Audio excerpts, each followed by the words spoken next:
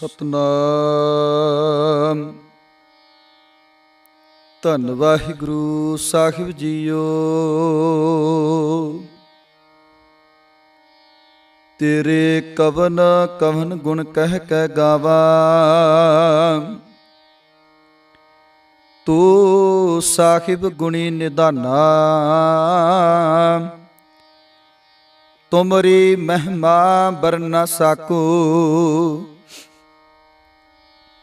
ਤੂੰ ਠਾਕੁਰ ਉੱਚ ਭਗਵਾਨਾ।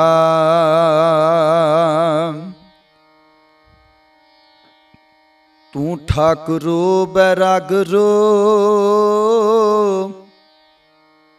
ਮੈਂ ਜਿਹੀ ਕਨਚੇਰੀ ਰਾਮ।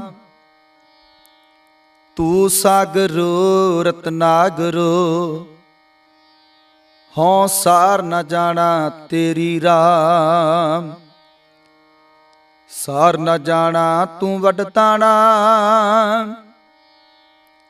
ਕਰ ਮੈਂ ਰਮਤ ਸਾਈਂ। ਕਿਰਪਾ ਕੀਜੈ ਸਾਮਤ ਦੀਜੈ, ਆਠ ਪਹਿਰ ਤੁਧ ਧਿਆਈ। ਚੂੰ ਬੁਲਾਵੈ ਤੂੰ ਬੋਲਾਂ ਸੁਆਮੀ, ਕੁਦਰਤ ਕਵਨ ਖਮਾਰੀ। ਸਾਧ ਸੰਗ ਨਾਨਕ ਜਸ ਗਾਇਓ, ਜੋ ਪ੍ਰਭ ਕੀ ਅਤ ਪਿਆਰੀ। ਜਿਹਵਾ ਏਕ ਕਵਨ ਗੁਣ ਕਹੀਐ, ਬੇਸ਼ੁਮਾਰ ਬੇਅੰਤ ਸੁਆਮੀ। ਤੇਰੋ ਅੰਤ ਨਾ ਕਿਨਹੀ ਲਹੀਐ। ਪਰਮ ਸਨਮਾਨਯੋਗ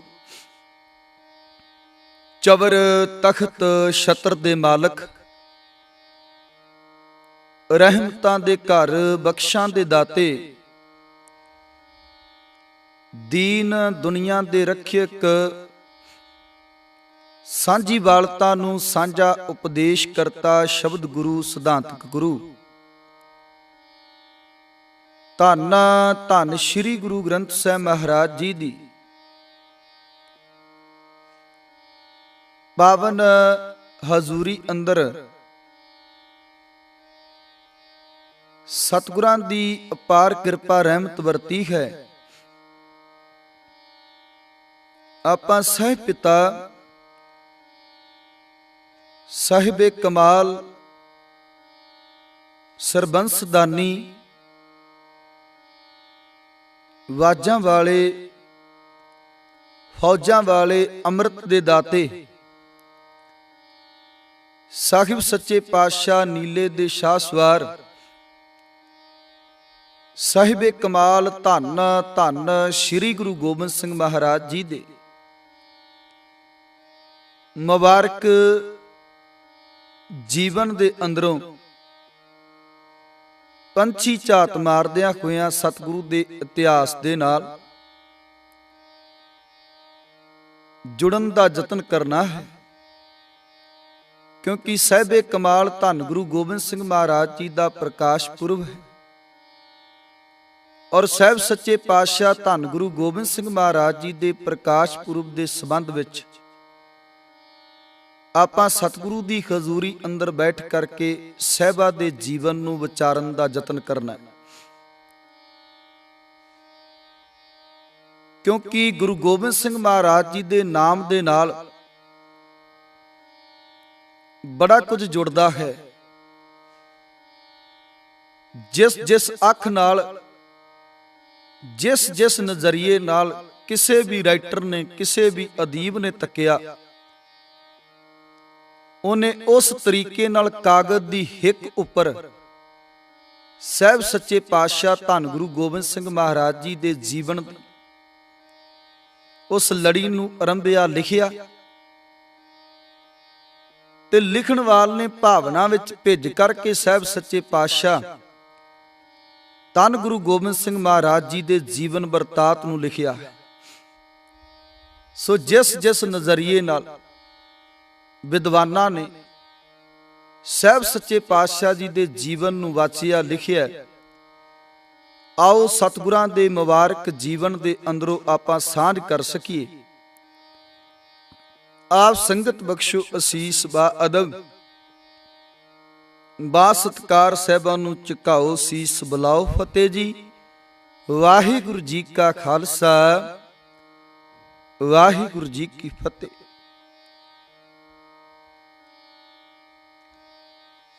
ਸਾਹਿਬ ਸੱਚੇ ਪਾਤਸ਼ਾਹ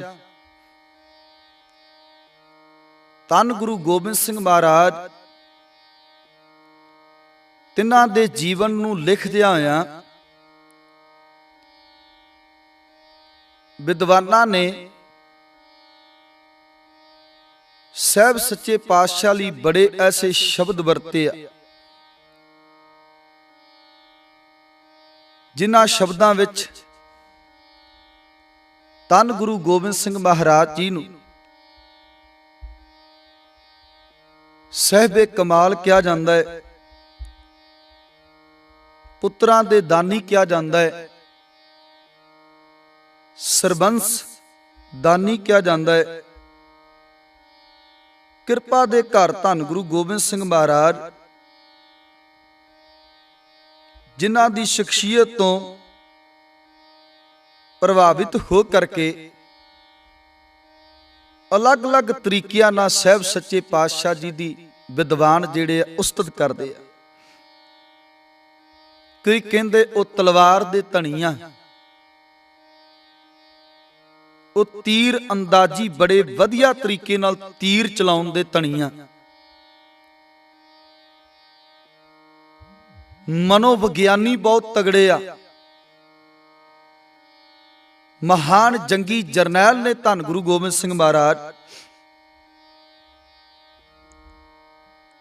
ਕਲਗੀਆਂ ਵਾਲੇ ਪਾਤਸ਼ਾਹ, ਬਾਜਾਂ ਵਾਲੇ ਪਾਤਸ਼ਾਹ ਉਹਨਾਂ ਨੂੰ ਕਿਹਾ ਜਾਂਦਾ ਹੈ। ਨੀਲੇ ਦੇ ਸ਼ਾਹ ਸਵਾਰ ਕਿਹਾ ਜਾਂਦਾ ਹੈ। ਸਾਹਿਬ ਸੱਚੇ ਪਾਤਸ਼ਾਹ ਧੰਨ ਗੁਰੂ ਗੋਬਿੰਦ ਸਿੰਘ ਮਹਾਰਾਜ ਨੂੰ ਯੋਧਾ ਕਿਹਾ ਜਾਂਦਾ ਹੈ, ਮਹਾਬਲੀ ਕਿਹਾ ਜਾਂਦਾ ਹੈ। ਬੜੇ ਐਸੇ ਨਾਮ ਜਿਹੜੇ ਆ ਸਾਹਿਬ ਸੱਚੇ ਪਾਤਸ਼ਾਹ ਧੰਨ ਗੁਰੂ ਗੋਬਿੰਦ ਸਿੰਘ ਮਹਾਰਾਜ ਨਾਲ ਜੁੜਦੇ। ਦੁਨੀਆ ਦਾ ਜਿੱਡਾ ਮਰਜੀ ਕੋਈ ਯੋਧਾ ਹੋਵੇ, ਉਹਨੂੰ ਇੱਕ ਨਾਂ ਨਾਲ ਬੁਲਾਇਆ ਜਾਵੇਗਾ ਕਿ ਕਿਹਾ ਜਾਏਗਾ ਵੀ ਇਹ ਬਹੁਤ ਵੱਡਾ ਯੋਧਾ ਹੈ, ਸੂਰਬੀਰ ਹੈ।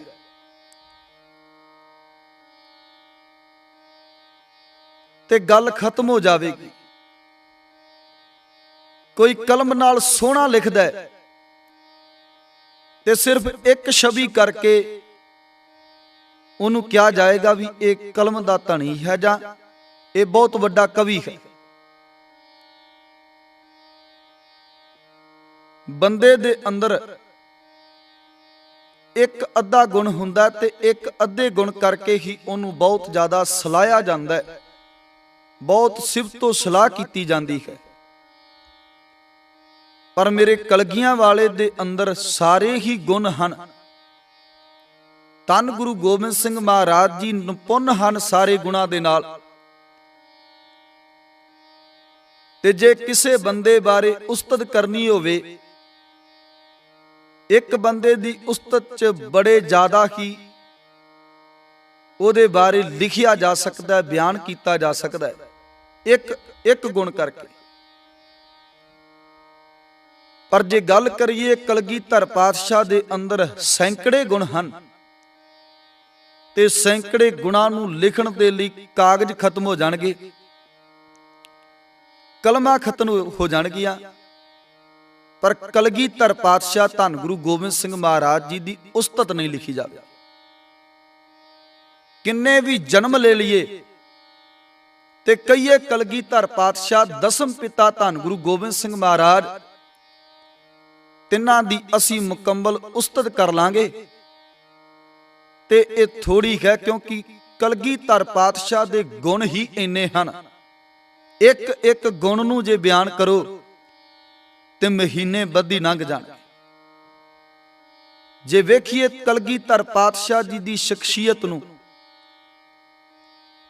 ਤੇ ਸਾਹਿਬ ਸੱਚੇ ਪਾਤਸ਼ਾਹ ਬਾਰੇ ਗੁਣਾਂ ਨੂੰ ਬਿਆਨ ਕਰਨ ਲੱਗੀਏ ਤੇ ਬਹੁਤ ਸਮਾਂ ਜਿਹੜਾ ਹੈ ਅਜਾਈ ਗੁਜ਼ਰ ਜਾਵੇਗਾ। ਮੇਰੇ ਪਾਤਸ਼ਾਹ ਰਹਿਮਤਾਂ ਦੇ ਘਰ ਹਨ। ਜੇ ਵੇਖੀਏ ਗੁਰੂ ਗੋਬਿੰਦ ਸਿੰਘ ਮਹਾਰਾਜ ਜੀ ਵਰਗਾ ਕਵੀ ਕੋਈ ਨਹੀਂ। ਉਰਦੂ, ਸੰਸਕ੍ਰਿਤ, ਫਾਰਸੀ, ਬ੍ਰਿਜ ਭਾਸ਼ਾ, ਇਤ ਆਦਿਕ ਪੰਜਾਬੀ, ਇਤ ਆਦਿਕ ਭਾਸ਼ਾਵਾਂ ਦਾ ਸਾਹਿਬ ਸੱਚੇ ਪਾਤਸ਼ਾਹ ਧੰਨ ਗੁਰੂ ਗੋਬਿੰਦ ਸਿੰਘ ਮਹਾਰਾਜ ਨੂੰ ਗਿਆਨ ਹੈ। ਤਾਲੀਮ ਜਿਹੜੀ ਹੈ ਸਤਿਗੁਰਾਂ ਨੇ ਲਈ ਹੈ ਤੇ ਸਾਹਿਬ ਸੱਚੇ ਪਾਤਸ਼ਾਹ ਕਲਮ ਦੇ ਬਹੁਤ ਵੱਡੇ ਧਨੀ ਨੇ। ਤੇ ਇਥੋਂ ਤੱਕ ਸੰਤਾ ਸਿੰਘ ਤਾਤਲੇ ਆਪਣੀ ਕਿਤਾਬ ਦੇ ਅੰਦਰ ਇਹ ਬਾਤ ਲਿਖਦੇ ਆ ਵੀ 31 ਲਖਾਰੀ ਧੰਨ ਗੁਰੂ ਗੋਬਿੰਦ ਸਿੰਘ ਮਹਾਰਾਜ ਜੀ ਦੀ ਹਦੂਦ ਅੰਦਰ ਰਹਿੰਦੇ ਸਨ। ਕੋਈ 1 ਲਖਾਰੀ, ਕੋਈ 2, ਕੋਈ 3 ਨਹੀਂ, 31 ਲਖਾਰੀ ਧੰਨ ਗੁਰੂ ਗੋਬਿੰਦ ਸਿੰਘ ਮਹਾਰਾਜ ਜੀ ਦੀ ਹਜ਼ੂਰੀ ਅੰਦਰ ਰਹਿੰਦੇ ਸਨ। ਤੇ 52 ਜਿਹੜੇ ਕਵੀ ਹਨ ਉਹ ਸਾਹਿਬ ਸੱਚੇ ਪਾਤਸ਼ਾਹ ਜੀ ਦੇ ਘਰ ਦੇ ਕਵੀ ਹਨ। ਸਾਹਿਬ ਕਵੀਆਂ ਦੇ ਕਦਰਦਾਨ। ਜੇ ਕਹ ਲੋ ਧੰਨ ਗੁਰੂ ਗੋਬਿੰਦ ਸਿੰਘ ਮਹਾਰਾਜ ਜੀ ਦਾ ਕੋਈ ਸਾਨੀ ਨਹੀਂ ਦੁਨੀਆ, ਉਹਨਾਂ ਦਾ ਕੋਈ ਸਾਨੀ ਨਹੀਂ। ਕਨਿੰਗਮ ਤੇ ਇੱਥੋਂ ਤੱਕ ਲਿਖਦਾ ਨਾ, ਕਨਿੰਗਮ ਕਹਿੰਦਾ ਹੈ ਵੀ ਜੇ ਗੁਰੂ ਗੋਬਿੰਦ ਸਿੰਘ ਮਹਾਰਾਜ ਜੀ ਦੀ ਸ਼ਖਸੀਅਤ ਬਾਰੇ ਲਿਖਣਾ ਹੋਵੇ ਤੇ ਘੋੜੇ ਦੇ ਉੱਪਰ ਸਵਾਰੀ ਕਰਨ ਦੇ ਬਰਾਬਰ ਹੈ। ਜਿਸ ਰਫ਼ਤਾਰ ਨਾਲ ਘੋੜਾ ਜਾਂਦਾ ਹੈ, ਇਸ ਰਫ਼ਤਾਰ ਨਾਲ ਸਫ਼ਰ ਕਰਨਾ ਪਵੇਗਾ ਤਾਂ ਗੁਰੂ ਗੋਬਿੰਦ ਸਿੰਘ ਮਹਾਰਾਜ ਜੀ ਦੀ ਤਾਂ ਵੀ ਉਸਤਤ ਜਿਹੜੀ ਹੈ ਉਹ ਬਿਆਨ ਨਹੀਂ ਕੀਤੀ ਜਾ ਸਕਦੀ। ਘੋੜੇ ਦੀ ਰਫ਼ਤਾਰ ਤਰ੍ਹਾਂ ਨਿਕਲੇ ਕੋਈ ਤੇ ਇੱਕ ਇੱਕ ਗੱਲ ਨੂੰ ਬਿਆਨ ਕਰੇ। ਤੇ ਸਾਹਿਬ ਸੱਚੇ ਪਾਤਸ਼ਾਹ ਜੀ ਦੇ ਪੂਰੇ ਜੀਵਨ ਦੀ 42 ਸਾਲ ਦੇ ਇਸ ਜੀਵਨ ਦੀ ਕੋਈ ਵੀ ਬਾਤ ਨਹੀਂ ਕਹੀ ਜਾ ਸਕਦੀ। ਸੋ ਖੈਰ ਆਪਾਂ ਗੱਲ ਕਰੀਏ ਧੰਨ ਗੁਰੂ ਕਲਗੀਧਰ ਪਾਤਸ਼ਾਹ ਗੁਰੂ ਗੋਬਿੰਦ ਸਿੰਘ ਮਹਾਰਾਜ, ਤਿੰਨਾਂ ਦਾ ਜਨਮ 1666 ਈਸਵੀ ਨੂੰ ਬਿਹਾਰ ਪ੍ਰਾਂਤ ਪਟਨਾ ਦੀ ਧਰਤੀ ਤੇ ਸਾਹਿਬ ਸੱਚੇ ਪਾਤਸ਼ਾਹ ਜੀ ਅਵਤਾਰ ਧਾਰਦੇ ਆ, ਪ੍ਰਕਾਸ਼ ਹੁੰਦਾ ਹੈ। ਧੰਨ ਗੁਰੂ ਗੋਬਿੰਦ ਸਿੰਘ ਮਹਾਰਾਜ ਜੀ ਦਾ ਜਦੋਂ ਪ੍ਰਕਾਸ਼ ਹੁੰਦਾ ਹੈ ਤੇ ਇਹ ਕਹਿੰਦੇ ਹਨ ਰਾਈਟਰ ਕਿ ਸਡੋਰੇ ਦੀ ਧਰਤੀ ਤੇ ਵਸਣ ਵਾਲਾ ਇੱਕ ਫਕੀਰ ਜਿਹਦੇ ਹਿਰਦੇ ਰੂਪੀ ਘਰ ਦੇ ਅੰਦਰ ਇੱਕ ਖਬਰ ਮਿਲੀ ਹੈ ਕਿ ਅੱਜ ਪਟਨੇ ਦੀ ਧਰਤੀ ਤੇ ਕਿਸੇ ਦਾ ਜਨਮ ਹੋਇਆ ਤੇ ਉਹ ਰੂਹ ਜਿਹੜੀ ਹੈ ਉਹ ਰੱਬੀ ਰੂਹ ਹੈ। ਅੱਲਾ ਦਾ ਨੂਰ ਜਿਹੜਾ ਹੈ ਉਹ ਅੱਜ ਪਟਨਾ ਦੀ ਧਰਤੀ ਤੇ ਕਹਿੰਦੇ ਹਨ ਸੁਭਾਵਕ ਹੀ ਪੀਰ ਭੀਖਣ ਸ਼ਾਹ ਦਾ ਜਿਹੜਾ ਸਿਜਦਾ ਹੈ ਉਹ ਅੱਜ ਪੱਛਮ ਦੀ ਬਜਾਏ ਪੂਰਬ ਵਾਲੇ ਪਾਸੇ ਹੋ ਗਿਆ। ਰੱਬੀ ਬਾਣੀ ਦਾ ਇੱਕ ਸ਼ਬਦ ਹੈ, ਸਾਹਿਬ ਕਹਿੰਦੇ ਮਤਾ ਕਰੈ ਪੱਛਮ ਕੀ ਤਾਈ ਪੂਰਬ ਹੀ ਲੈ ਜਾਤ। ਅੱਜ ਸਿਜਦਾ ਜਦੋਂ ਪੂਰਬ ਵਾਲੇ ਪਾਸੇ ਹੋਇਆ ਤੇ ਜਿਹੜੇ ਉਸ ਜਗ੍ਹਾ ਤੇ ਰਹਿਣ ਵਾਲੇ ਅਹਿਲਕਾਰ ਸਨ, ਉਹਦੇ ਸੇਵਕ ਸਨ, ਜਿਹੜੇ ਉਹਦੇ ਤੋਂ ਮਰਿਆਦਾ ਸਿੱਖਦੇ ਸਨ ਵੀ ਮੁਸਲਮਾਨ ਨਮਾਜ਼ ਅਦਾ ਕਰਦਾ ਉਹਦਾ ਮੁਖ ਕਿਹੜੇ ਪਾਸੇ ਨੂੰ ਹੋਣਾ ਚਾਹੀਦਾ, ਪੂਰੀ ਨੌਲੇਜ ਦਿੰਦੇ ਸਨ, ਪੜ੍ਹਾਉਂਦੇ ਸਨ ਆਪਣੇ ਵਿਦਿਆਰਥੀਆਂ ਨੂੰ, ਆਪਣੇ ਹਰਕਾਰਿਆਂ ਨੂੰ, ਆਪਣੇ ਸੇਵਕਾਂ ਨੂੰ। ਉਹਨਾਂ ਨੇ ਜਦੋਂ ਅੱਜ ਪੂਰਬ ਵਾਲੇ ਪਾਸੇ ਨੂੰ ਸਿਜਦਾ ਹੋਇਆ ਭੀਖਣ ਸ਼ਾਹ ਦਾ ਵੇਖਿਆ, ਤੱਕਿਆ ਨਾ, ਹੱਥ ਜੋੜ ਕੇ ਖਲੋਗੇ ਕਣ ਕਹਿੰਦੇ ਸਾਈਂ ਜੀ ਸਾਨੂੰ ਤੁਸੀਂ ਮਰਿਆਦਾ ਦੱਸ ਦੇਖੋ। ਤੇ ਮਰਿਆਦਾ ਕਹਿੰਦੀ ਹੈ ਵੀ ਮੁਸਲਮਾਨ ਜਦੋਂ ਨਮਾਜ਼ ਅਦਾ ਕਰਦਾ ਉਹਦਾ ਮੁਖ ਪੱਛਮ ਵਾਲੇ ਪਾਸੇ ਨੂੰ ਹੋਵੇ। ਤੁਸੀਂ ਸ਼ਾਇਦ ਵੇਖਿਆ ਹੋਵੇਗਾ ਜਿਹੜੇ ਮੁਸਲਮਾਨ ਵੀਰ ਨਮਾਜ਼ ਅਦਾ ਕਰਦੇ ਨੇ ਉਹ ਪੱਛਮ ਵਾਲੇ ਪਾਸੇ ਨੂੰ ਸਿਜਦਾ ਕਰਦੇ ਨੇ। ਇਸ ਲਈ ਤੁਸੀਂ ਸਾਨੂੰ ਇਹ ਦੱਸ ਦਿਓ ਮਰਿਆਦਾ ਇਹ ਕਹਿੰਦੀ ਹੈ ਪਰ ਤੁਹਾਨੂੰ ਕੀ ਹੋ ਗਿਆ? ਤੁਸੀਂ ਮਰਿਆਦਾ ਦੱਸਣ ਵਾਲੇ, ਤੁਸੀਂ ਸਾਨੂੰ ਸਮਝਾਉਣ ਵਾਲੇ, ਤੇ ਅੱਜ ਤੁਸੀਂ ਆਪ ਹੀ ਜਿਹੜਾ ਸਿਜਦਾ ਹੈ ਉਹ ਪੂਰਬ ਵਾਲੇ ਪਾਸੇ ਨੂੰ ਕੀਤਾ। ਇਹਦਾ ਕਾਰਨ ਕੀ ਹੈ?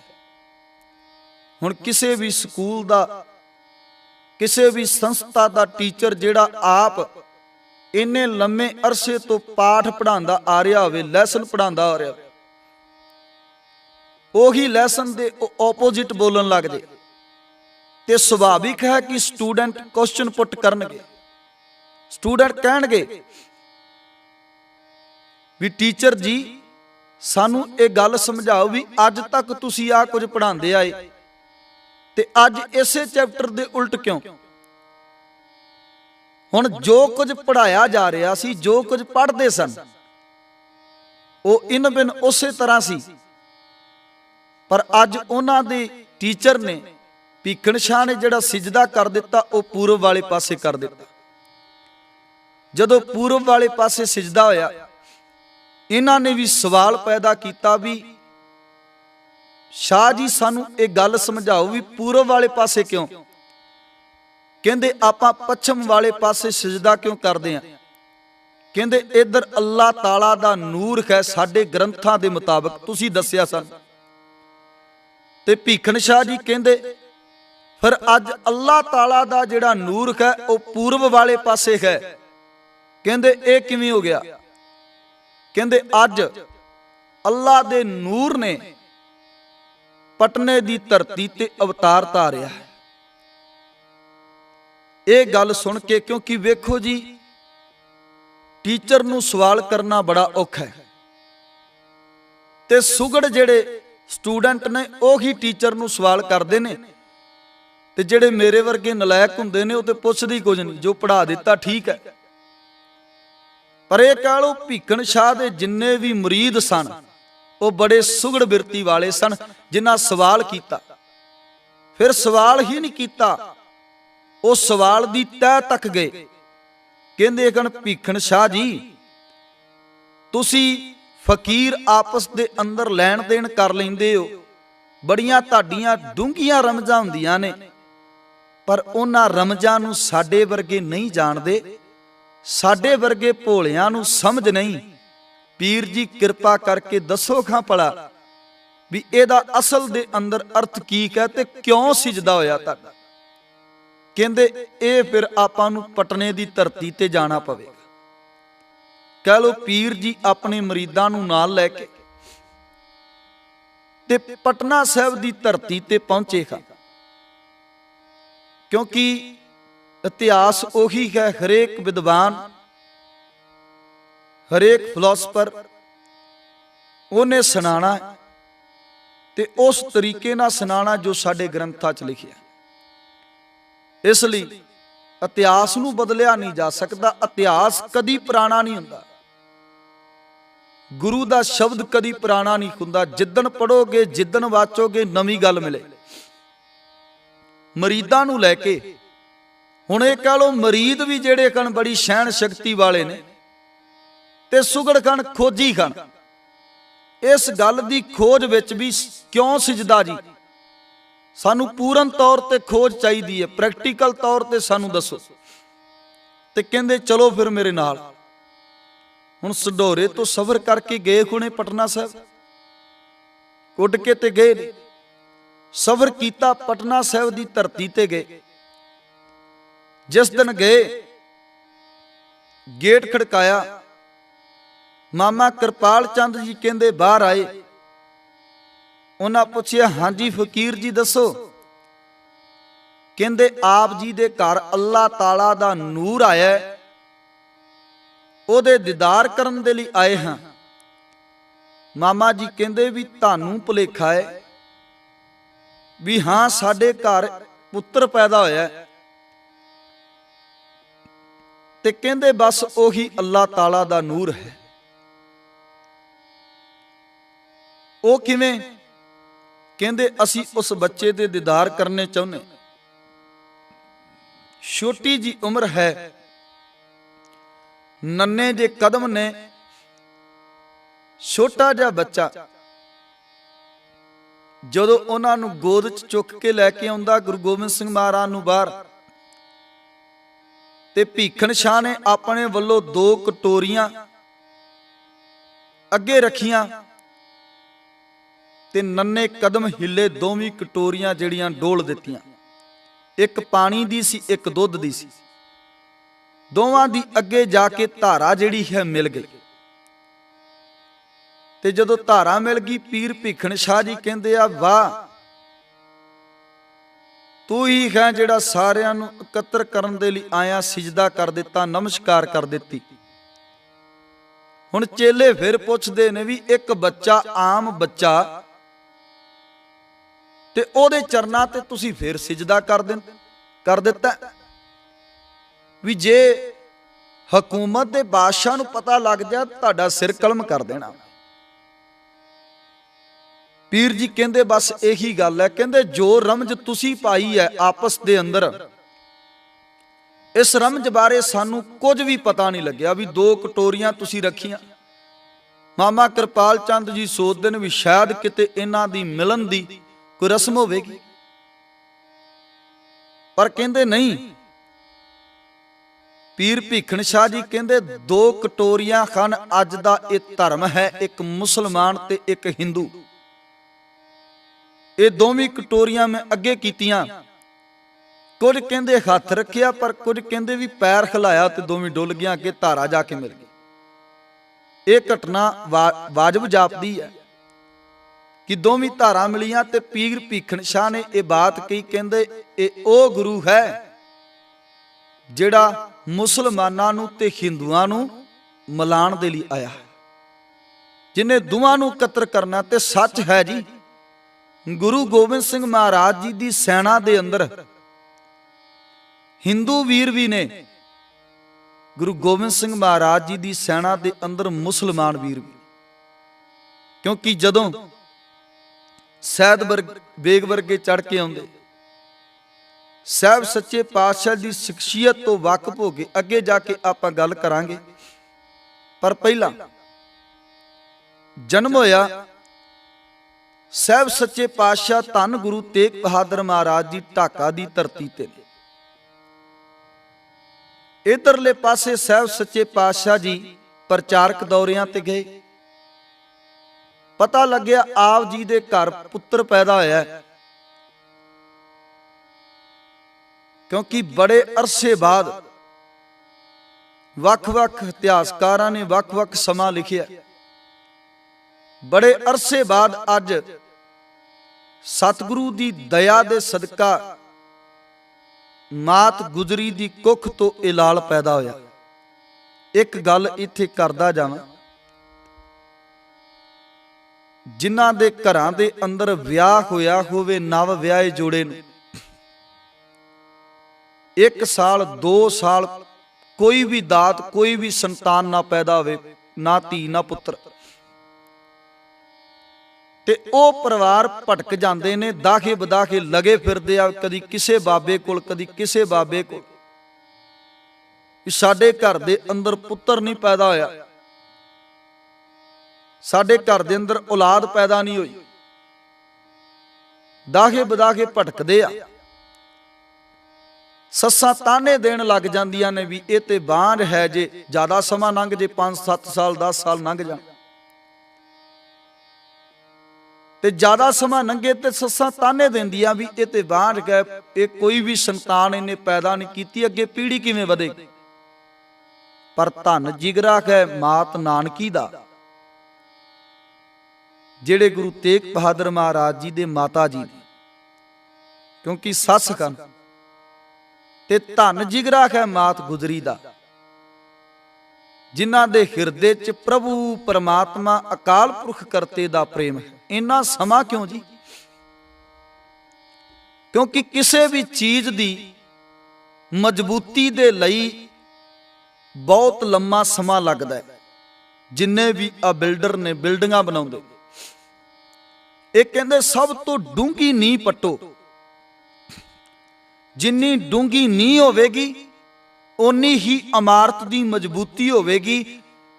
ਡੂੰਘੀ ਨੀਂਹ ਪੱਟਣ ਦੇ ਲਈ ਬਹੁਤ ਸਮਾਂ ਲੱਗਦਾ ਹੈ, ਫਿਰ ਉਸ ਨੀਹਾਂ ਨੂੰ ਭਰਨ ਦੇ ਲਈ ਬਹੁਤ ਸਮਾਂ ਲੱਗਦਾ ਹੈ। ਜਿਹਦੀ ਨੀਂਹ ਥੋੜੀ ਪੱਟ ਕੇ ਰੱਖੀ ਗਈ, ਉਹ ਮਕਾਨ ਛੇਤੀ ਹਵਾ ਹਨੇਰੀਆਂ ਨਾਲ ਟੁੱਟ ਜਾਂਦੇ ਨੇ, ਬਿਖਰ ਜਾਂਦੇ ਨੇ। ਪਰ ਜਿਹਦੀ ਨੀਂਹ ਹੀ ਬਹੁਤ ਡੂੰਘੀ ਜਾ ਕੇ ਰੱਖੀ ਗਈ ਹੋਵੇ, ਉਹਨਾਂ ਨੂੰ ਛੋਟੀਆਂ ਮੋਟੀਆਂ ਹਨੇਰੀਆਂ, ਹਵਾਵਾਂ, ਝੱਖੜ ਜਿਹੜੇ ਆ ਉਹ ਵੀ ਕਈ ਵਾਰੀ ਉੱਤੋਂ ਦੀ ਲੰਘ ਜਾਂਦੇ ਤੇ ਉਹ ਸਥਿਰ ਰਹਿੰਦੇ। ਹੁਣ ਇਹ ਸ਼ਖਸੀਅਤ ਧੰਨ ਗੁਰੂ ਗੋਬਿੰਦ ਸਿੰਘ ਮਹਾਰਾਜ ਜੀ ਉਹ ਸ਼ਖਸੀਅਤ ਹੈ ਜਿਨੇ ਇੰਨੀ ਛੋਟੀ ਆਯੂ ਦੇ ਅੰਦਰ ਏਡੇ ਏਡੇ ਵੱਡੇ ਕਾਰਨਾਮੇ ਕੀਤੇ ਆ। ਉਮਰ ਛੋਟੀ, ਪਰ ਜੇ ਕਾਰਨਾਮੇ ਤੱਕੀਏ ਤੇ ਉਹ ਸਭ ਤੋਂ ਵੱਡੇ ਨੇ। ਇਹੀ ਗੁਣ, ਇਹੀ ਅੰਸ਼, ਇਹੀ ਸਰੂਰ, ਇਹੀ ਸਪਿਰਟ ਜੇ ਕਲਗੀਧਰ ਪਿਤਾ 'ਚ ਛੋਟੀ ਉਮਰ ਦੇ ਅੰਦਰ ਹੈ, ਤੇ ਮੇਰੇ ਪਾਤਸ਼ਾਹ ਨੇ ਆਪਣੇ ਬੱਚਿਆਂ ਦੇ ਅੰਦਰ ਵੀ ਉਦਾਂ ਦੀ ਸਪਿਰਟ ਭਰ ਦਿੱਤੀ ਵੀ ਉਹ ਵੀ ਛੋਟੀ ਉਮਰ ਦੇ ਅੰਦਰ ਏਡੇ ਏਡੇ ਵੱਡੇ ਸਾਕੇ ਕਰ ਗਏ। ਉਹਨਾਂ ਦਾ ਸਾਨੀ ਕੋਈ ਨਹੀਂ, ਉਹਨਾਂ ਦਾ ਕੋਈ ਸਾਨੀ ਨਹੀਂ ਜੀ। ਇਸ ਲਈ ਸਾਹਿਬ ਸੱਚੇ ਪਾਤਸ਼ਾਹ ਕਲਗੀਧਰ ਪਿਤਾ ਧੰਨ ਗੁਰੂ ਗੋਬਿੰਦ ਸਿੰਘ ਮਹਾਰਾਜ, ਜਿਨ੍ਹਾਂ ਦਾ ਇੰਨੇ ਅਰਸੇ ਬਾਅਦ ਜਨਮ ਹੋਇਆ, ਕਿਉਂਕਿ ਚੰਗੀ ਉਸਾਰੀ ਦੇ ਲਈ ਬਹੁਤ ਟਾਈਮ ਲੱਗਦਾ ਹੈ। ਤੇ ਇੱਥੇ ਵੀ ਜਿਸ ਭਗਤ ਨੇ, ਜਿਸ ਗੁਰੂ ਨੇ ਮਾਤ ਗੁਜਰੀ ਦੀ ਕੁੱਖ ਤੋਂ ਜਨਮ ਲੈਣਾ, ਉਹਨੂੰ ਇੰਨਾ ਲੰਮਾ ਸਮਾਂ ਲੱਗਿਆ। ਪਰ ਮਾਤ ਗੁਜਰੀ ਕਿਤੇ ਡੋਲੇ ਨਹੀਂ। ਮਾਤ ਨਾਨਕੀ ਨੇ ਕਦੀ ਕੋਈ ਤਾਨਾ ਨਹੀਂ ਦਿੱਤਾ ਮਾਤ ਗੁਜਰੀ ਨੇ ਵੀ ਤੂੰ ਸੰਤਾਨ ਨਹੀਂ ਪੈਦਾ ਕੀਤੀ। ਨਾ ਨਾ, ਸਾਹਿਬ ਸੱਚੇ ਪਾਤਸ਼ਾਹ ਦੀ ਅਪਾਰ ਕਿਰਪਾ, ਘਰ ਦੇ ਅੰਦਰ ਪੁੱਤਰ ਪੈਦਾ ਹੋਇਆ। ਢਾਕਾ ਤੋਂ ਸਾਹਿਬ ਸੱਚੇ ਪਾਤਸ਼ਾਹ ਧੰਨ ਗੁਰੂ ਤੇਗ ਬਹਾਦਰ ਮਹਾਰਾਜ ਜੀ ਨੇ ਹੁਕਮ ਲਿਖ ਕੇ ਭੇਜਿਆ ਤੇ ਨਾਲੇ ਨਾਮਕਰਨ ਕੀਤਾ। ਨਾਮ ਦਿੱਤਾ ਗੋਬਿੰਦ ਰਾਏ, ਕਿਉਂਕਿ ਗੋਬਿੰਦ ਸ਼ਬਦ ਨੂੰ ਜਦੋਂ ਆਪਾਂ ਪੜਾਂਗੇ ਇਹਦਾ ਅਰਥ ਬਹੁਤ ਵੱਡਾ ਹੈ। ਜਦੋਂ ਗੋਬਿੰਦ ਸ਼ਬਦ ਨੂੰ ਪੜਾਂਗੇ, ਇਹਦੇ ਅਰਥਾਂ ਨੂੰ ਵਾਚਾਂਗੇ ਤੇ ਬਹੁਤ ਵੱਡਾ ਅਰਥ ਹੈ, ਕਿਉਂਕਿ ਰੱਬੀ ਬਾਣੀ ਦੇ ਅੰਦਰ ਇਹ ਸ਼ਬਦ ਪਹਿਲਾਂ ਤੋਂ ਐਡ ਸਨ।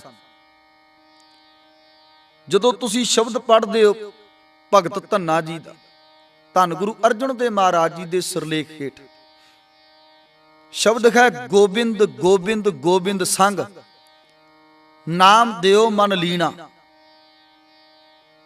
ਗੋ ਮੀਜ ਧਰਤੀ, ਬਿੰਦ ਮਿਜ ਪਾਲਣ ਵਾਲਾ। ਜਿਹੜਾ ਧਰਤੀ ਨੂੰ ਪਾਲਣ ਵਾਲਾ ਹੈ ਉਹਨੂੰ ਗੋਬਿੰਦ ਕਿਹਾ ਜਾਂਦਾ ਹੈ, ਅਕਾਲ ਪੁਰਖ ਕਰਤਾ। ਤੇ ਸਾਹਿਬ ਸੱਚੇ ਪਾਤਸ਼ਾਹ ਇਸ ਪਾਵਨ ਸ਼ਬਦ ਦੇ ਅਰਥਾਂ ਨੂੰ ਪੜ੍ਹੀਏ। ਗੋਬਿੰਦ ਗੋਬਿੰਦ ਗੋਬਿੰਦ ਸੰਗ ਨਾਮ ਦਿਓ ਮਨ ਲੀਣਾ। ਜਿਨ੍ਹਾਂ ਨੇ ਗੋਬਿੰਦ ਦੇ ਨਾਮ ਨਾਲ ਆਪਣੇ ਮਨ ਨੂੰ ਜੋੜ ਲਿਆ, ਲੀਨ ਹੋ ਗਏ। ਆੜ ਦਾਮ ਕੋ ਸ਼ੀਪਰੋ ਹੋਇਓ ਲਖੀਣਾ, ਉਹ ਲੱਖਾਂ ਦੇ ਬਣ ਗਏ। ਸਾਹਿਬ ਸੱਚੇ ਪਾਤਸ਼ਾਹ ਧੰਨ ਗੁਰੂ ਗੋਬਿੰਦ ਸਿੰਘ ਮਹਾਰਾਜ ਜੀ ਦਾ ਨਾਮ ਜਿਹੜਾ ਹੈ ਉਹ ਕਹਿ ਲੋ ਰੱਬੀ ਬਾਣੀ ਦੇ ਅੰਦਰੋਂ ਰੱਖਿਆ ਗਿਆ ਗੋਬਿੰਦ, ਗੁਰੂ ਗੋਬਿੰਦ ਸਿੰਘ ਮਹਾਰਾਜ, ਜਿਹੜਾ ਧਰਤੀ ਦਾ ਪਾਲਕ ਹੈ, ਜਿਨੇ ਗਰੀਬਾਂ ਦਾ ਬਿਰਧ ਰੱਖਿਆ, ਜਿਨੇ ਸਾਹਿਬ ਸੱਚੇ ਪਾਤਸ਼ਾਹ ਧੰਨ ਗੁਰੂ ਗੋਬਿੰਦ ਸਿੰਘ ਮਹਾਰਾਜ ਲਤਾੜੇ ਹੋਏ ਮਜ਼ਲੂਮਾਂ ਦੇ ਅੰਦਰ ਐਸੀ ਤਾਕਤ ਭਰ ਦਿੱਤੀ ਕਿ ਲਾਲ ਚੰਦ ਹਲਵਾਈ ਵਰਗੇ ਜੰਗ ਦੇ ਮੈਦਾਨ ਵਿੱਚ ਕਿਰਪਾਨ ਚੁੱਕ ਕੇ ਲੜਨ ਲੱਗ ਪਏ। ਇਸ ਸਦਕਾ ਸਾਹਿਬ ਸੱਚੇ ਪਾਤਸ਼ਾਹ ਧੰਨ ਗੁਰੂ ਗੋਬਿੰਦ ਸਿੰਘ ਮਹਾਰਾਜ, ਉਹਨਾਂ ਦਾ ਨਾਮ, ਉਸ ਨਾਮ ਦੇ ਅਰਥ ਵੇਖੋ ਤੇ ਬਹੁਤ ਵੱਡੀ ਵਿਸ਼ਾਲਤਾ। ਜਿੱਡੀ ਵੱਡੀ ਵਿਸ਼ਾਲਤਾ ਅਕਾਲ ਪੁਰਖ ਕਰਤੇ ਅੰਦਰ ਹੈ, ਓਡੀ ਵੱਡੀ ਵਿਸ਼ਾਲਤਾ ਹੀ ਧੰਨ ਗੁਰੂ ਗੋਬਿੰਦ ਸਿੰਘ ਮਹਾਰਾਜ ਜੀ ਦੇ ਅੰਦਰ ਹੈ। ਅਕਾਲ ਪੁਰਖ ਕਰਤੇ ਦਾ ਵੀ ਕੰਮ ਹੈ ਕਿ ਮਨੁੱਖਤਾ ਦਾ ਭਲਾ ਕਰਦਾ ਹੈ, ਹਰੇਕ ਨੂੰ ਪ੍ਰਤਪਾਲਦਾ ਹੈ। ਤੇ ਸਾਹਿਬ ਸੱਚੇ ਪਾਤਸ਼ਾਹ ਵੀ ਹਰੇਕ ਦੇ ਬਿਰਧ ਦੀ ਪ੍ਰਤਪਾਲਨਾ ਕਰਦੇ ਆ। ਜੋ ਸ਼ਰਨ ਆਵੈ ਤੇ ਸਕੰਠ ਲਾਵੈ ਕਰ ਬਿਰਧ ਸੁਆਮੀ ਸੰਧਾ। ਪਟਨੇ ਦੀ ਧਰਤੀ ਦੇ ਉੱਪਰ ਛੋਟੀ ਉਮਰੇ ਜਿਵੇਂ ਛੋਟੇ ਬੱਚੇ ਖੇਡਦੇ ਹਨ, ਇਦਾਂ ਗੁਰੂ ਗੋਬਿੰਦ ਸਿੰਘ ਮਹਾਰਾਜ ਵੀ ਖੇਡਦੇ ਹਨ। ਖੇਡਦਿਆਂ ਆ ਬੜੇ ਕੌਤਕ ਹੋਏ ਜੀ ਇਸ ਧਰਤੀ ਤੇ। ਆਪਣਾ ਕੰਗਣ ਸੋਨੇ ਦਾ ਲਾ ਕੇ ਨਦੀ ਵਿੱਚ ਸੁੱਟ ਦੇਣਾ, ਮਾਂ ਦੇ ਪੁੱਛਣ ਤੇ ਜਾ ਕੇ ਦੂਜਾ ਕੰਗਣ ਲਾ ਕੇ ਵੀ ਉੱਥੇ ਵਗਾ ਕੇ ਮਾਰਨਾ। ਤੇ ਮਾਤਾ ਜੀ ਨੇ ਕਿਹਾ ਵੀ ਇਹ ਕੀ? ਕਹਿੰਦੇ ਮਾਤਾ ਜੀ ਇੱਥੇ ਸੁੱਟਿਆ ਹੈ ਪਹਿਲਾ ਕੰਗਣ, ਦੂਜਾ ਵੀ ਲਾ ਕੇ ਸੁੱਟ ਦਿੱਤਾ।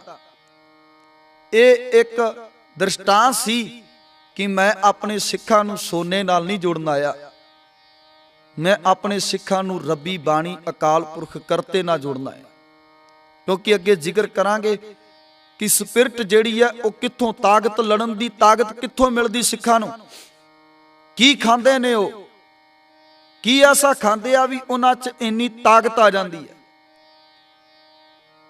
ਪਟਨੇ ਦੀ ਧਰਤੀ ਤੇ ਸ਼ਿਵ ਦੱਤ ਪੰਡਤ ਵਰਗਿਆਂ ਦੀ ਅੱਖ ਨੇ ਜਦੋਂ ਤੱਕਿਆ ਗੁਰੂ ਗੋਬਿੰਦ ਸਿੰਘ ਮਹਾਰਾਜ ਜੀ ਦੇ ਇਸ ਨੂਰਾਨੀ ਚਿਹਰੇ ਨੂੰ, ਤੇ ਸਾਹਿਬ ਸੱਚੇ ਪਾਤਸ਼ਾਹ ਜੀ ਦਾ ਮੁਰੀਦ ਬਣ ਗਿਆ।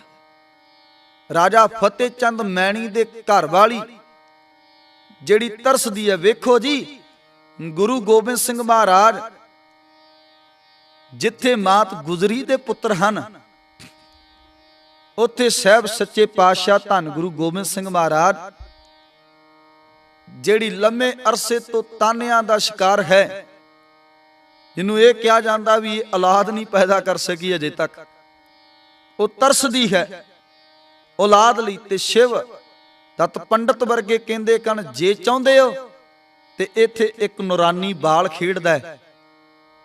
ਉਹ ਬਾਲ ਆਮ ਬੱਚਾ ਨਹੀਂ, ਉਹ ਕਾਲ ਪੁਰਖ ਕਰਤੇ ਦਾ ਭੇਜਿਆ ਹੋਇਆ ਕੋਈ ਅਵਤਾਰ ਹੈ, ਕੋਈ ਪੱਧਰ ਪੁਰਸ਼ ਹੈ।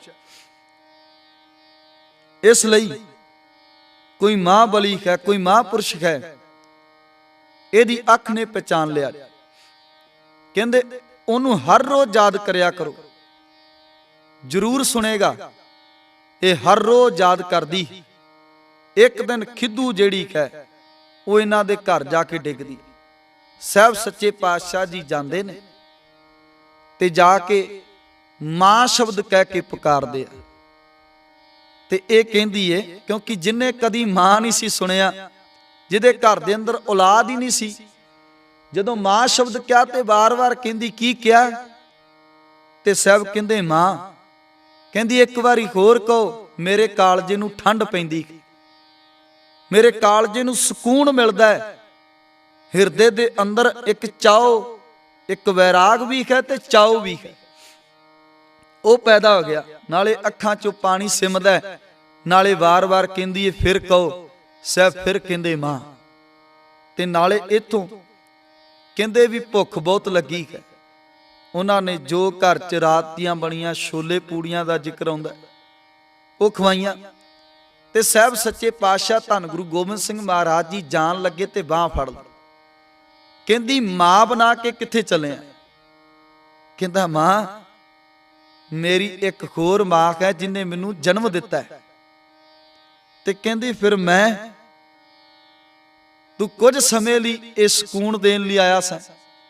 ਤੇ ਸਾਹਿਬ ਕਹਿੰਦੇ ਨਹੀਂ ਮਾਂ, ਜਦੋਂ ਵੀ ਕਿਤੇ ਮੈਂ ਖੇਡਦਾ ਮਾਂ ਗੁਜਰੀ ਦੀ ਗੋਦ ਅੰਦਰ ਭਵੇਂ ਹੋਵਾਂ, ਪਰ ਜਦੋਂ ਤੂੰ ਯਾਦ ਕਰੇਂਗੀ ਮੈਂ ਉਦੋਂ ਹੀ ਆ ਜਾਇਆ ਕਰਾਂ। ਪਟਨਾ ਸਾਹਿਬ ਦੀ ਧਰਤੀ ਤੋਂ ਸਾਹਿਬ ਜਦੋਂ ਜਾਂਦੇ ਆ, ਇਹ ਵੀ ਬੜਾ ਵੈਰਾਗਮਈ ਇਤਿਹਾਸ ਹੈ। ਜਦੋਂ ਜਾਂਦੇ ਆ ਸ਼ਿਵ ਦੱਤ ਵਰਗੇ ਪੰਡਤ ਰੋਂਦੇ, ਰਾਜਾ ਫਤਿਹ ਚੰਦ ਮੈਣੀ ਦੇ ਘਰ ਵਾਲੀ ਰੋਂਦੀ। ਇੱਥੋਂ ਦੀਆਂ ਜਿੰਨੀਆਂ ਸੰਗਤਾਂ ਜਿਹੜੇ ਬਾਲ ਖੇਡਦੇ ਸਨ, ਜਿਨ੍ਹਾਂ ਕਦੀ ਬਾਦਸ਼ਾਹ ਨੂੰ ਚੜਾਇਆ ਸੀ ਗੁਰੂ ਗੋਬਿੰਦ ਸਿੰਘ ਮਹਾਰਾਜ ਦੇ ਕਹਿਣ ਤੋਂ, ਤੇ ਇਹ ਹੁਕਮ ਵੀ ਦਿੱਤਾ ਸੀ ਗੁਰੂ ਤੇਗ ਬਹਾਦਰ ਮਹਾਰਾਜ ਜੀ ਨੂੰ ਵੀ ਆਪ ਜੀ ਦਾ ਬੱਚਾ ਬਾਦਸ਼ਾਹ ਨੂੰ ਝੇਡਾਂ ਕਰਦਾ ਹੈ। ਤੇ ਸਾਹਿਬਾਂ ਨੇ ਇੱਕ ਫਿਰ ਆਪਣੇ ਵੱਲੋਂ ਹੁਕਮਨਾਮਾ ਵੀ ਲਿਖ ਕੇ ਭੇਜਿਆ ਸੀ ਵੀ ਪਟਨੇ ਕੀ ਸੰਗਤ ਕੋ ਗੁਰੂ ਰੱਖੇਗਾ, ਗੋਬਿੰਦ ਜੋ ਕੀਆ ਸੋ ਭਲਾ ਕੀਆ। ਗੋਬਿੰਦ ਜੋ ਕਰਦਾ ਉਹਨੂੰ ਕਰਨ ਤੋਂ ਭਲਾ ਕਰਦਾ, ਕਿਉਂਕਿ ਇਹਨੇ ਇਹਨਾਂ ਲੋਕਾਂ ਨੂੰ, ਦੱਬੇ ਹੋਏ ਲੋਕਾਂ ਨੂੰ ਉੱਚਾ ਚੁੱਕਣਾ। ਸਾਹਿਬ ਸੱਚੇ ਪਾਤਸ਼ਾਹ ਧੰਨ ਗੁਰੂ ਗੋਬਿੰਦ ਸਿੰਘ ਮਹਾਰਾਜ ਪਟਨੇ ਦੀ ਧਰਤੀ ਤੋਂ ਚੱਲਦੇ ਹੋਏ ਫਿਰ ਅੱਗੇ ਹਾਂਡੀ ਦੀ ਸੰਗਤ ਦਾ ਜ਼ਿਕਰ ਆਉਂਦਾ। ਜਿੱਥੇ ਇੱਕ ਬਜ਼ੁਰਗ ਮਾਂ ਬੜੀ ਭਾਵਨਾ ਬਣਾ ਕੇ ਬੈਠੀ ਹੈ ਕਿ ਧੰਨ ਗੁਰੂ ਤੇਗ ਬਹਾਦਰ ਮਹਾਰਾਜ ਜੀ ਦੇ ਲਖਤੇ ਜਿਗਰ ਜਦੋਂ ਆਨੰਦਪੁਰ ਸਾਹਿਬ ਦੀ ਧਰਤੀ ਨੂੰ ਜਾਣ ਤੇ ਇੱਥੇ ਮਿਲ ਕੇ ਜਾਣ। ਫਿਰ ਇੱਥੋਂ 29 ਸਾਲ ਦਾ ਸਮਾਂ ਕਹਿੰਦੇ ਹਨ ਆਨੰਦਪੁਰ ਸਾਹਿਬ ਦੀ ਧਰਤੀ ਤੇ ਧੰਨ ਗੁਰੂ ਗੋਬਿੰਦ ਸਿੰਘ ਮਹਾਰਾਜ ਨੇ ਗੁਜ਼ਾਰਿਆ। 29 ਸਾਲ ਦਾ ਸਮਾਂ, 3 ਸਾਲ ਪਟਨਾ ਦੀ ਧਰਤੀ ਤੇ, 29 ਸਾਲ ਆਨੰਦਪੁਰ ਸਾਹਿਬ ਦੀ ਧਰਤੀ ਤੇ, 3 ਸਾਲ ਪਾਉਂਟਾ ਸਾਹਿਬ ਦੀ ਧਰਤੀ ਤੇ। ਇਸ ਤਰ੍ਹਾਂ ਵੱਖ-ਵੱਖ ਸਥਾਨਾਂ ਤੇ, ਪਰ ਸਭ ਤੋਂ ਵਧੇਕ ਸਮਾਂ ਇਸ ਮਾਖੋਵਾਲ ਦੀ ਧਰਤੀ ਜਿਹਨੂੰ ਪਹਿਲਾਂ ਕਿਹਾ ਜਾਂਦਾ ਹੈ। ਫਿਰ ਸਤਿਗੁਰਾਂ ਨੇ ਇਹ ਧਰਤੀ ਨੂੰ ਖਰੀਦਿਆ ਗੁਰੂ ਤੇਗ ਬਹਾਦਰ ਪਾਤਸ਼ਾਹ ਨੇ, ਤੇ ਆਪਣੀ ਮਾਤਾ ਦੇ ਨਾਂ ਤੇ ਇਹਦਾ ਨਾਮ ਰੱਖਿਆ ਚੱਕ ਨਾਨਕੀ। ਉਸ ਤੋਂ ਬਾਅਦ ਗੁਰੂ ਗੋਬਿੰਦ ਸਿੰਘ ਮਹਾਰਾਜ ਦੀ ਆਮਦ ਹੋਈ। ਪਹਿਲੇ ਦਿਨ ਜਿੰਦਰ ਕਹਿੰਦੇ ਆਨੰਦ ਸਾਹਿਬ ਦੀ ਬਾਣੀ ਦਾ ਪਾਠ ਸੁਣਾਇਆ ਤੇ ਫਿਰ ਇਹਦਾ ਨਾਂ ਪੈ ਗਿਆ ਆਨੰਦਪੁਰ ਸਾਹਿਬ। ਇੱਥੇ ਬੜੇ ਕੌਤਕ ਹੋਏ ਜੀ।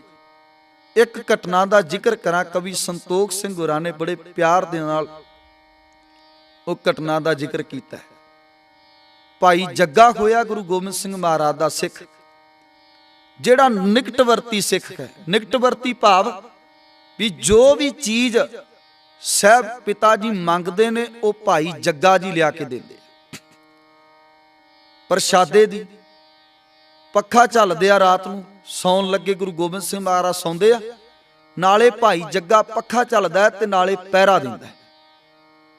ਬਹੁਤ ਨੇੜੇ, ਬਹੁਤ ਨਿਕਟਵਰਤੀ ਸਿੱਖ ਹੈ ਭਾਈ ਜੱਗਾ, ਤੇ ਬੜੀ ਸ਼ਰਧਾ, ਬੜੀ ਭਾਵਨਾ ਨਾਲ ਕਲਗੀਧਰ ਪਿਤਾ ਧੰਨ ਗੁਰੂ ਗੋਬਿੰਦ ਸਿੰਘ ਮਹਾਰਾਜ ਦੀ ਸੇਵਾ ਕਰਦਾ ਹੈ। ਸਾਹਿਬ ਸੱਚੇ ਪਾਤਸ਼ਾਹ ਦੀ ਬੜੀ ਭਾਵਨਾ ਸ਼ਰਧਾ ਨਾਲ ਸੇਵਾ ਕਰਦਾ ਸਿੱਖ। ਨਾਲ ਦੇ ਸਿੱਖ ਜਿਹੜੇ ਨੇ ਉਹਨਾਂ ਦੇ ਮਨ ਦੇ ਅੰਦਰ ਸਾੜਾ ਹੈ, ਕਿਉਂਕਿ ਹੋ ਜਾਂਦਾ ਜਦੋਂ ਕੋਈ ਬੰਦਾ ਕਿਸੇ ਤਗੜੇ ਬੰਦੇ ਦੇ ਨੇੜੇ ਹੋਵੇ ਨਾ, ਆਮ ਸੰਸਾਰੀ ਗੱਲ ਕਰਨ ਲੱਗਾ, ਨੇੜੇ ਹੋਵੇ ਤੇ ਦੂਜੇ ਬੰਦਿਆਂ ਨੂੰ ਸਾੜਾ ਹੁੰਦਾ ਵੀ ਇਹਨੂੰ ਪਿੱਛੇ ਕਿਵੇਂ ਕਰੀਏ। ਕਿਸੇ ਵੀ ਰੁਤਬੇ ਤੇ ਪਹੁੰਚੇ ਹੋਏ ਬੰਦੇ ਨੂੰ ਡੇਗਣ ਦੇ ਲਈ ਉਹਦੀਆਂ ਲੱਤਾਂ ਖਿੱਚੀਆਂ ਜਾਂਦੀਆਂ, ਬੁਰਾ ਭੜਾ ਬੋਲਿਆ ਜਾਂਦਾ, ਬੋਲ ਕਬੋਲ ਬੋਲੇ ਜਾਂਦੇ। ਹੁਣ ਇਹ ਸਿੱਖ ਵੀ ਬੋਲ ਕਬੋਲ ਬੋਲਦੇ ਸੀ, ਪਰ ਇਹ ਸਿੱਖ ਦੇ ਅੰਦਰ ਇੰਨਾ ਕੁ ਸਹਿਜ, ਇੰਨਾ ਕੁ ਸੰਤੋਖ, ਇੰਨਾ ਕੁ ਧੀਰਜ ਕਰਤਾਰ ਨੇ ਟਿਕਾਇਆ ਸੀ ਵੀ ਇਹ ਡੋਲਦਾ ਨਹੀਂ ਸੀ। ਉਹ ਜੋ ਬੋਲਦੇ ਸਨ ਤੇ ਸੁਣ ਕੇ ਵੇਖ ਕੇ ਸਭ ਕੁਝ ਅੱਖੋਂ ਪਰੋਖੇ ਕਰ ਦਿੰਦਾ ਸੀ। ਇੱਕ ਦਿਨ ਕਲਗੀਧਰ ਪਿਤਾ ਜੀ ਪਏ, ਇਹ ਪੱਖਾ ਚੱਲ ਰਿਹਾ, ਹਜੇ ਸਤਿਗੁਰੂ ਜੀ ਸੁੱਤੇ ਨਹੀਂ, ਜਾਗਦੇ ਹਨ ਪਰ ਅੱਖਾਂ ਬੰਦ ਨੇ। ਇਹਨਾਂ ਸੋਚਿਆ ਤੇ ਬੁਰਾ ਭਰਾ ਬੋਲਿਆ। ਜੋ ਜੋ ਬੋਲ ਕਬੋਲ ਬੋਲੇ ਇਸ ਸਿੱਖ ਨੂੰ, ਭਾਈ ਜੱਗੇ ਨੂੰ, ਤੇ ਕਲਗੀਧਰ ਪਿਤਾ ਧੰਨ ਗੁਰੂ ਗੋਬਿੰਦ ਸਿੰਘ ਮਹਾਰਾਜ ਜੀ ਇਹ ਸੁਣ ਰਹੇ ਸਨ। ਅਗਲੇ ਦਿਨ ਸਾਹਿਬ ਸੱਚੇ ਪਾਤਸ਼ਾਹ ਨੇ ਦੀਵਾਨ ਸਜਾਇਆ।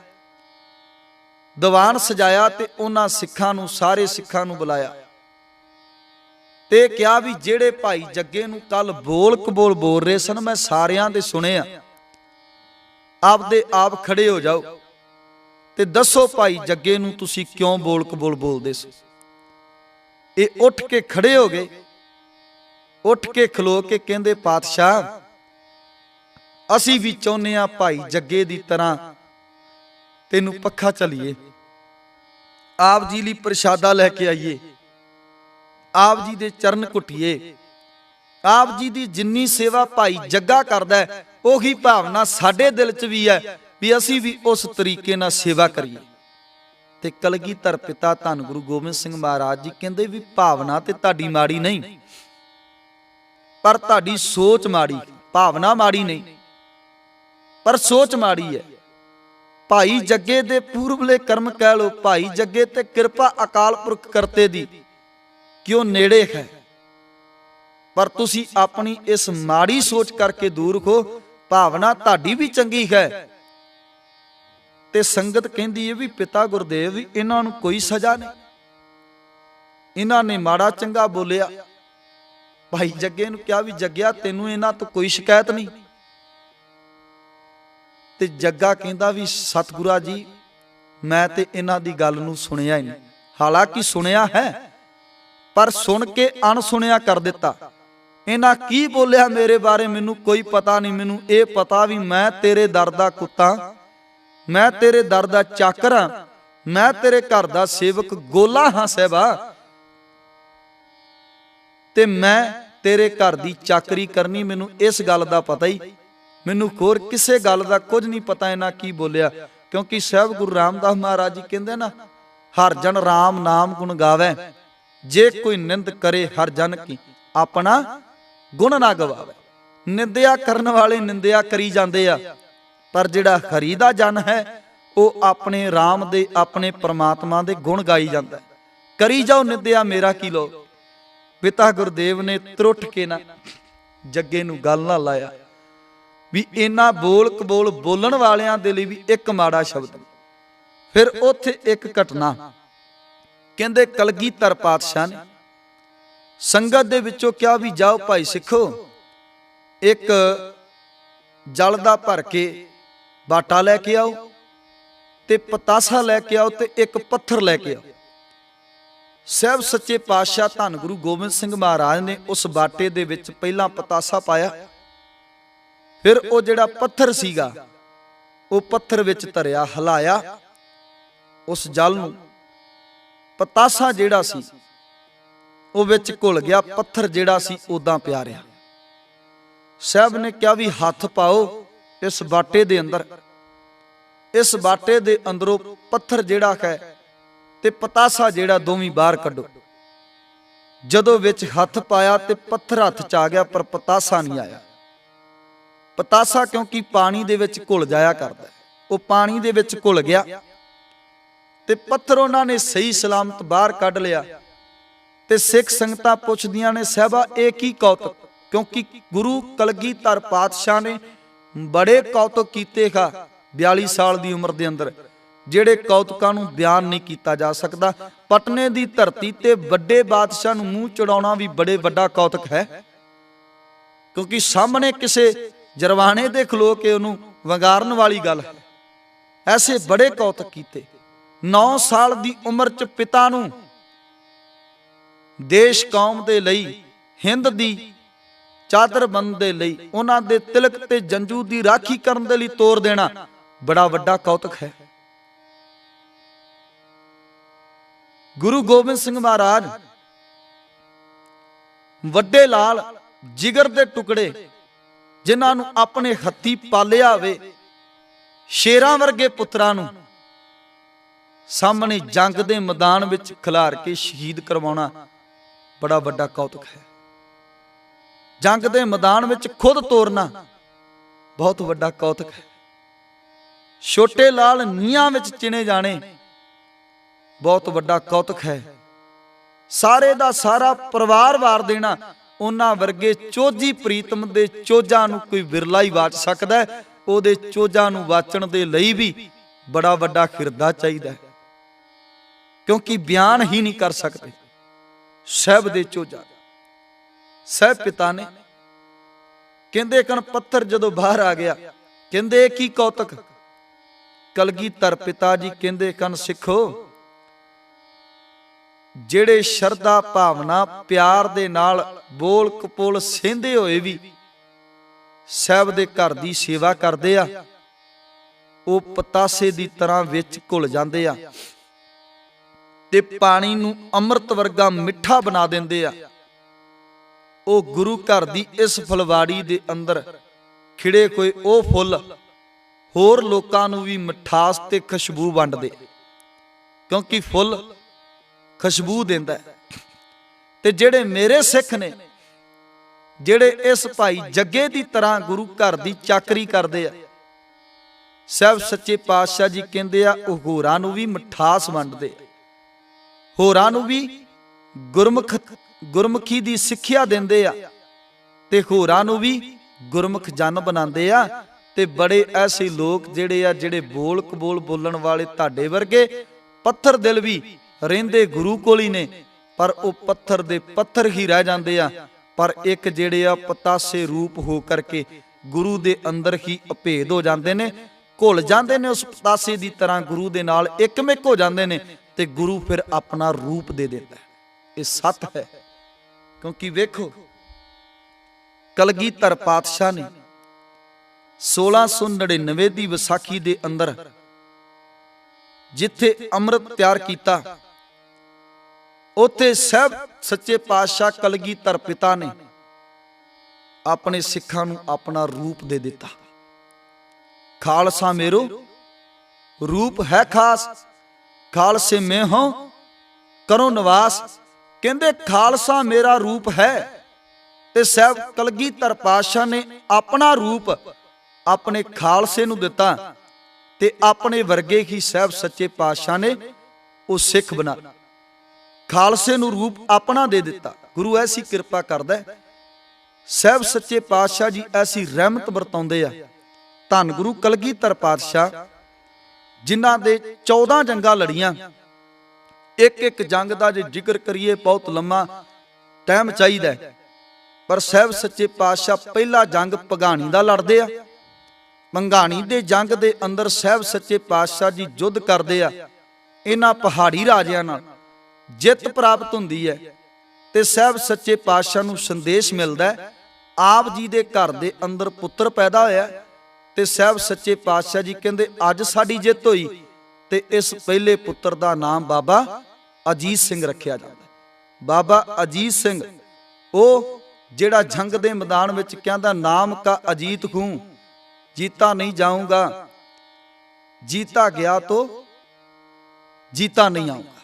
भी नाम मेरा बाबा अजीत सिंह है, ते मैं जित्या नहीं जाना। जे पिता जी जित्या गया ते दुश्मन दल तो अपनी छाती च तीर खा के उस जगह दे उपर ही अपने आप नूं खत्म कर लांगा, पर वापस नहीं आवांगा, हार के नहीं आवांगा। पिता गुरदेव धन गुरु कलगीधर पातशाह जी जिन्हां दे कौतुक बयान नहीं कीते जा सकते। दूजी जिहड़ी जंग है वह नदाउण दी है, ते नदाउण दी जंग मुगल जिहड़ी हुकूमत चढ़ के आउंदी है, पर किड्डा वड्डा बिरध है कलगीधर पिता दा। पहला ये पहाड़ीए साहिबा दे चढ़ के आउंदे भगाणी दे युद्ध झारदे, यही राजे जाके कलगीधर पिता दे अगे हथ जोड़ के निमरता सहित बेनतियां जोदड़ियां करदे, साहिबा अज टिड्डी दल चढ़ के आया, अज वैरी चढ़ के आए आ, किरपा करो साडा साथ दो। हुण पहला जंग होई ते हार खाधी, ते उन्हां दा ही साथ देना आम बंदे दी, आम बंदा जिहड़ा बिल्कुल साफ इनकार कर दे, तू ते मेरा दुश्मन, कल तक मेरे नाल लड़दा सी, कल तक मेरे नाल जंग युद्ध कीता, असीं एक दूजे नाल 1 मिनट च मूंह बना लैंदे ते मुड़ के कदी सदियां तक भी बुलांदे नहीं। पर कलगीधर पातशाह दा किड्डा वड्डा बिरध है भी हजे जंग हो के हटी, ते कुछ समय बाद फिर उन्हां पहाड़ियां दे नाल रल के ही साहिब सच्चे पातशाह नदाउण दी जंग दे विच जेतू हुंदे आ, इन्हां मुगलां दा मूंह मोड़दे आ। जे 14 जंगां दी गल करिए बड़ा लंबा अरसा चाहिदा। गुरु गोबिंद सिंह महाराज दी शख्सियत जिहड़ी है वो महान है। ऐसे पिता बारे क्या नहीं जा सकता, बयान नहीं किया जा सकता। ज्यों बुलावें क्यों बोलें स्वामी, कुदरत कवन हमारी, साध संग नानक जस गायो जो प्रभ की, अत प्यारी तेरे कवन कवन गुण कह कह गावां, तू साहिब गुणी निधाना, तुमरी महिमा बरन ना साकू, तू ठाकुर ऊच भगवाना। हे पिता गुरदेव धन गुरु गोबिंद सिंह महाराज, तेरे इस 42 साला जीवन के अंदरों चंद कु शब्दां दे नाल उस्तत वडियाई दे शब्द कहे साहिब सच्चे पातशाह जी। ये उपमा ये उस्तत बहुत थोड़ी है। लोकां ने PhDयां कर करके ग्रंथ भर दिते, गुरु गोबिंद सिंह महाराज जी की उस्तत लिखन लग्या, पर यह कहिए भी वो उस्तत भी घट है।